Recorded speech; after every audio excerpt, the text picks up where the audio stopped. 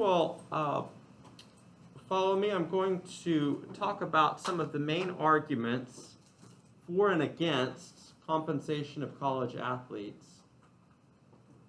Okay, and then we're going to split up into groups, and I'm going to have you guys in your groups decide what you think should be the case.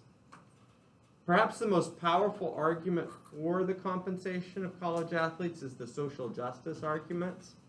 And this is the one that typically gets the most press, and the one that I'm sure we'll find out was most heavily leaned upon in the recent Supreme Court case.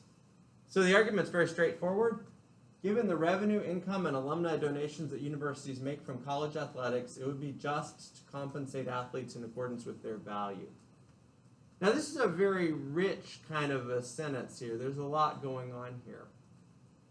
So, first off, some universities make a lot of money from college athletics. If you are UT Austin, or Texas A&M, or OU, or LSU, or Texas Tech, or Baylor, you're making a lot of money from college athletics. How much money do they make? Well, let us look. Okay. Oh, no, you guys can't see this. All right, I'll just tell you how much they make. Okay. This is something that's available on Blackboard. Okay, the value of major conference college football programs. This is a little bit dated. It's as of several years ago. But UT Austin may not be able to win on the football field, but they have the most valuable program. And their program is valued at $762 million.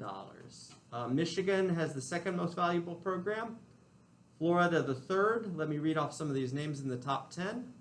Notre Dame, Ohio State, Auburn, Georgia, Alabama, LSU, and Oklahoma. As you hear those names, some of you are football fans and are aware of the dynamics in college football. What do those schools have in common? Texas, Michigan, Florida, Notre Dame, Ohio State, Auburn, Georgia, Alabama, LSU, Oklahoma. They're almost all public schools. That's correct. Notre Dame is the only private school on that list. Okay. What else do they have in common? They're Power 5 schools. They're all very, very powerful football schools. Power 5 schools that have a long history of winning traditions. Okay. And if you look at the numbers, the disparity between the value of the top football programs at the top of the Power 5 block and the value of football programs at much more lowly ranked schools is really high. It's a big disparity. Okay, huge difference in value.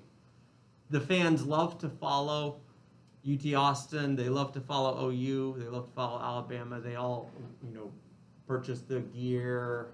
They slap the bumper stickers on their cars. They wear the hats and all that.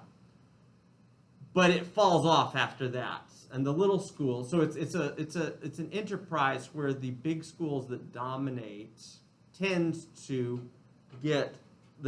clean up almost completely in terms of extra athletic revenue over and against the little schools that don't. So it falls off very heavily after those big schools.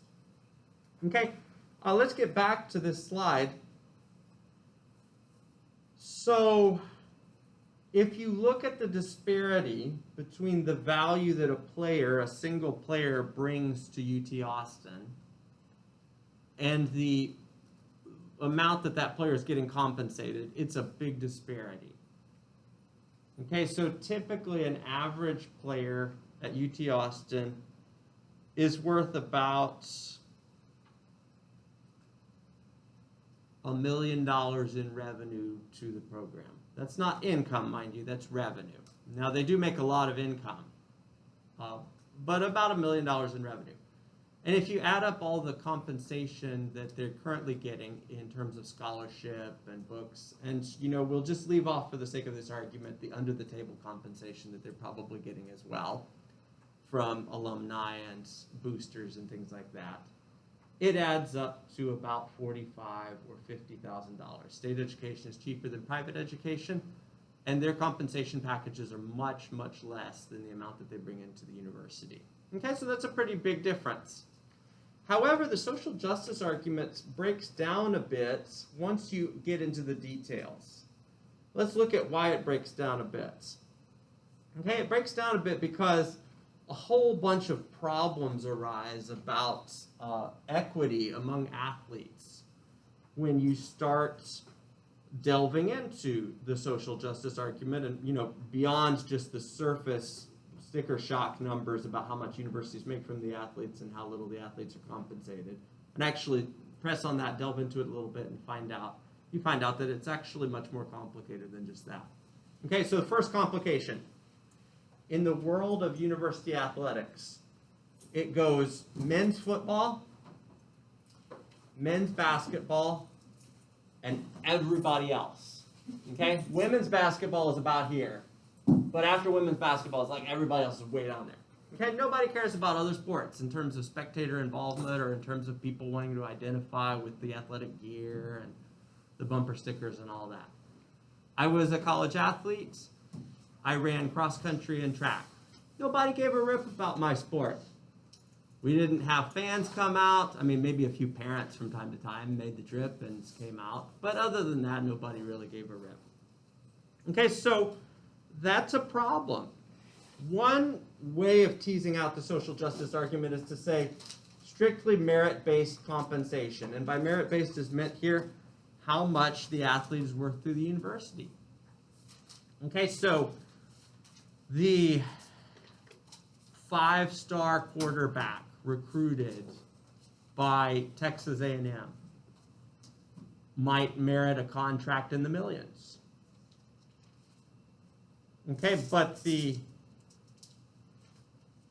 women's golfer or the men's swimmer, okay, I'll just pick on my sport, the men's cross-country runner, is worth virtually nothing to the university in terms of value added. So on a strictly merit-based compensation system, there would be a big difference between those athletes who, quite honestly, bring a lot into the university and those who do not. Another proposal on the table is compensation dispensed equally among the participants in particular sports. So all the football players equally get some sort of a salaried compensation above and beyond their scholarships. So since they're in the sport that the fans care about the most, the greatest compensation would go there. But it would not be primarily for the quarterback and much, less for the lowly bench warming third string linebacker or offensive lineman or something. No, it would be equally dispensed above and beyond scholarships. There would be salary caps, but it would be within each sport. So to pick on women's golf or men's cross country, those sports bring in virtually nothing to the university. In fact, most universities run them at a loss.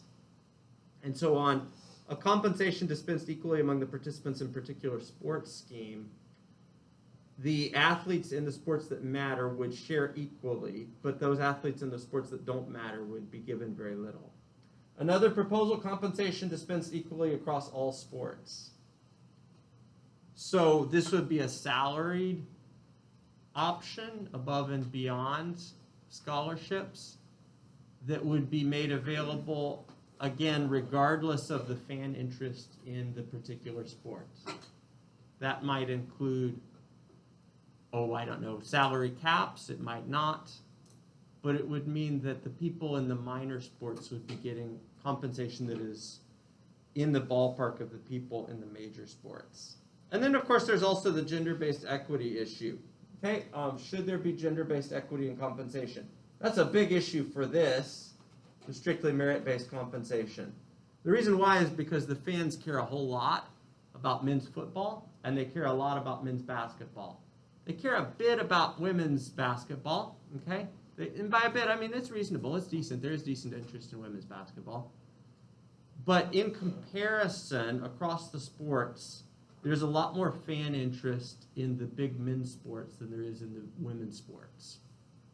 Okay, and that raises equity issues, right? Because, quite frankly, the women put in just as much time, energy, effort, just as much hard work to become excellent at their sports.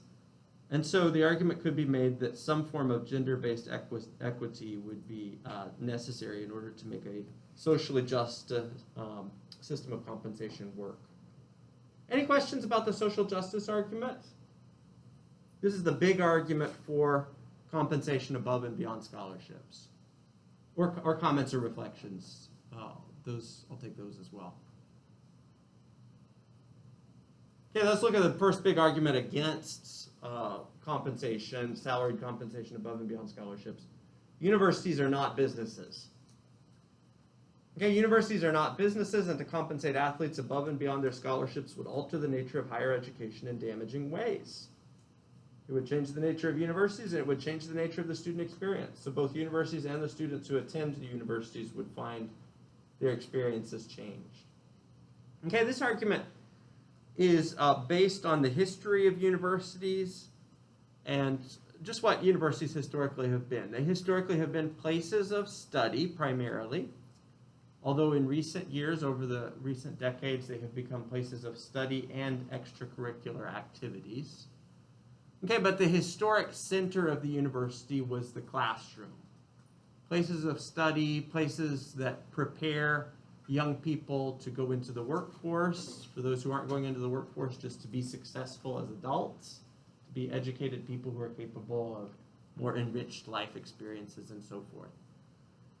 And to compensate athletes above and beyond their scholarships would be to change the nature of the university, so that the university is now no longer a place that's aimed at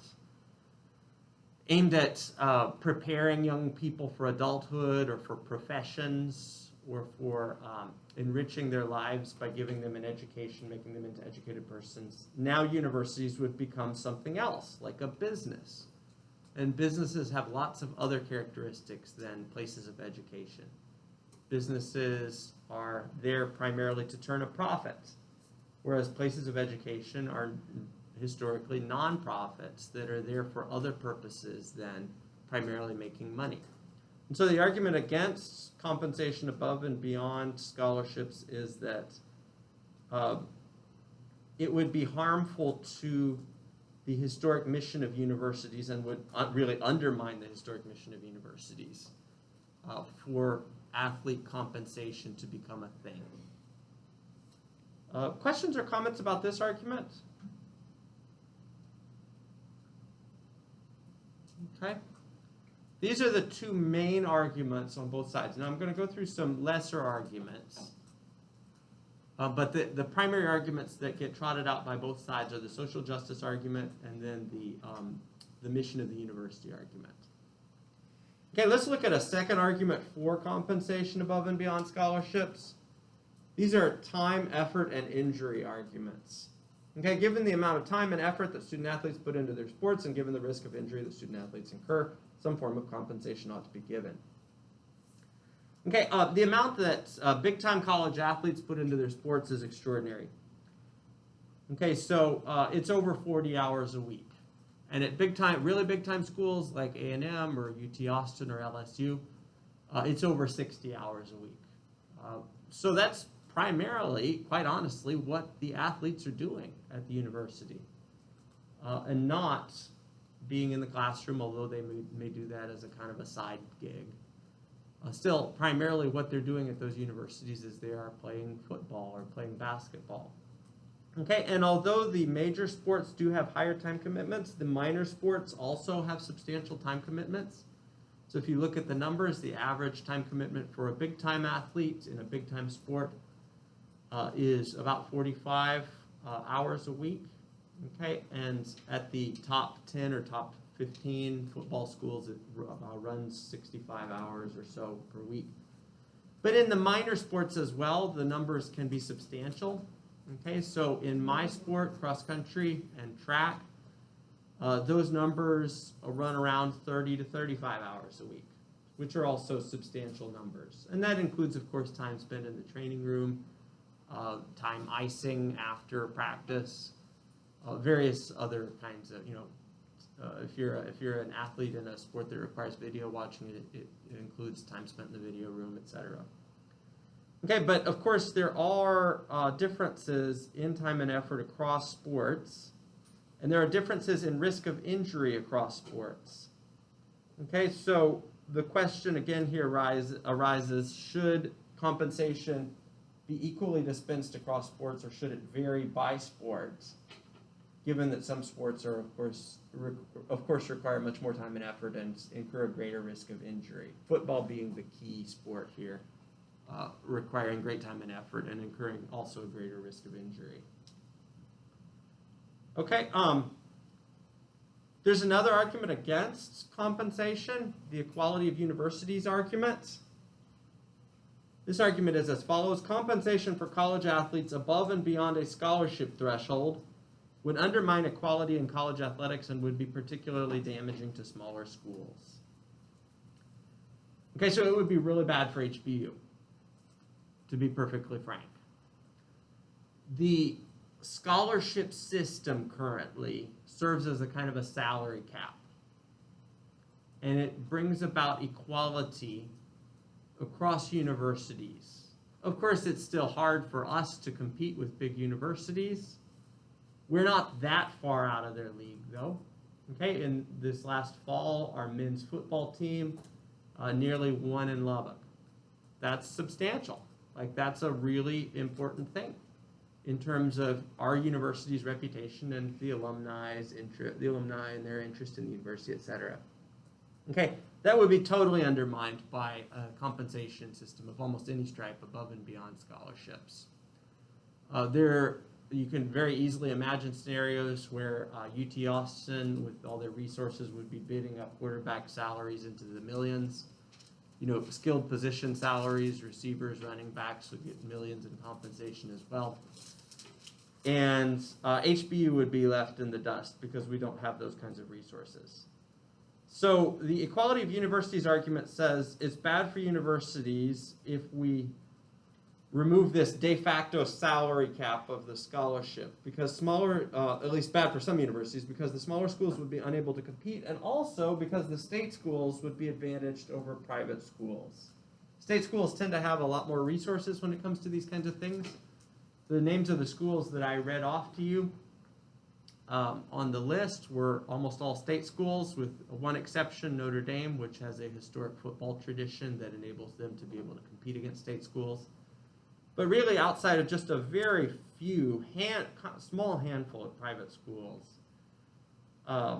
you know, I could name several of them now. Notre Dame, Baylor, Georgetown, Vanderbilt. There really aren't that many. The great majority of the schools that dominate college athletics. Stanford's another school that often does well in college athletics, big-time sports. But really, outside of those kinds of schools, overwhelmingly, there's a state school dominated. So it would be harmful to private schools and their ability to compete if compensation were given over and above athletic scholarships.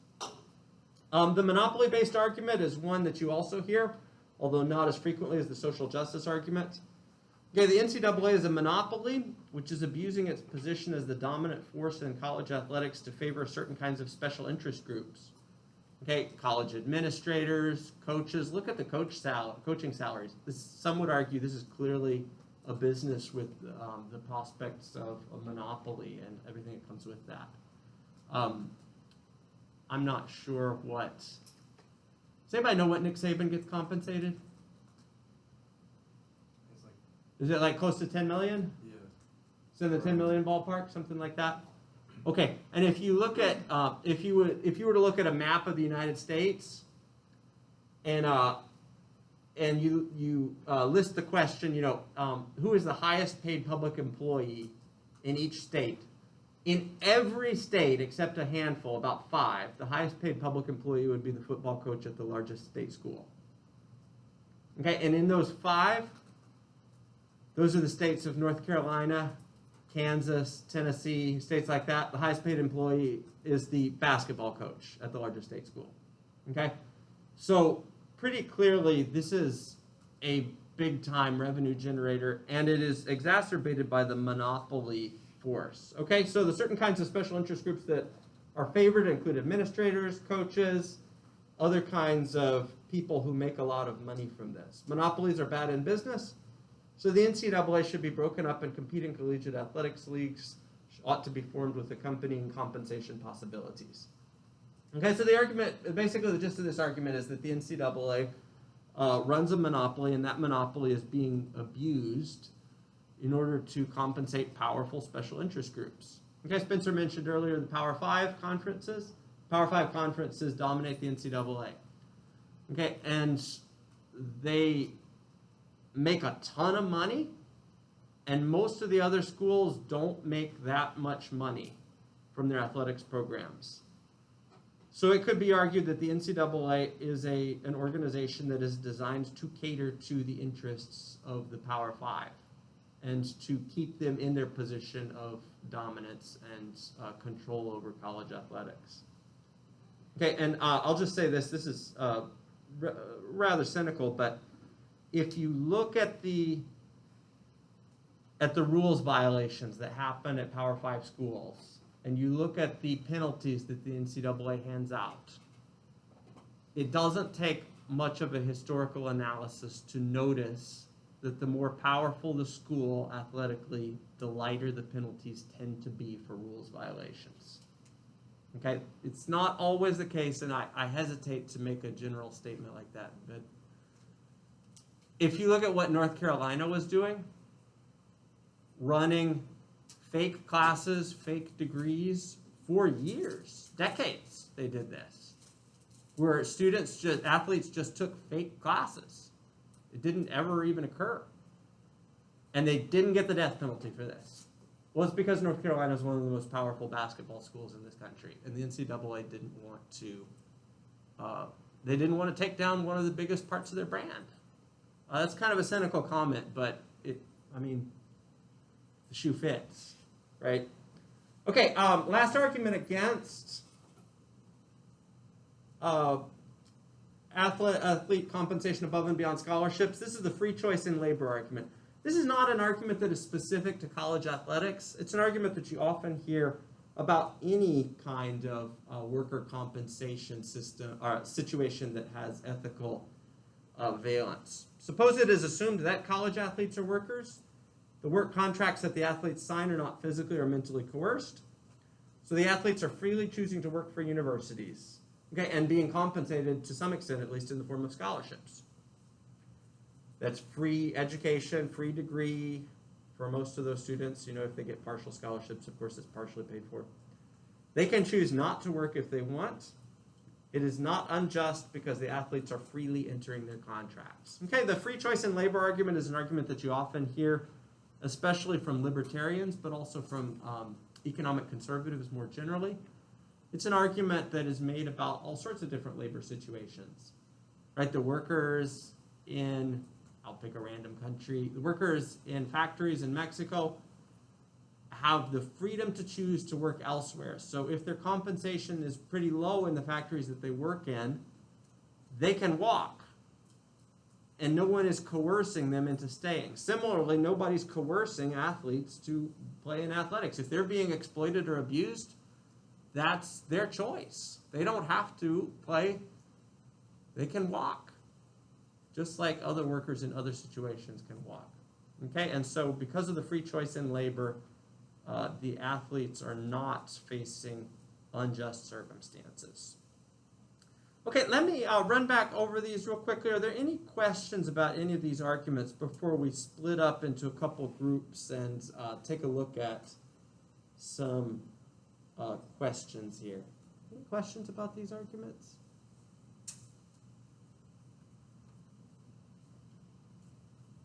Let's split up into one group here, one group back row, and one group front two rows. And let us take a look at the following question.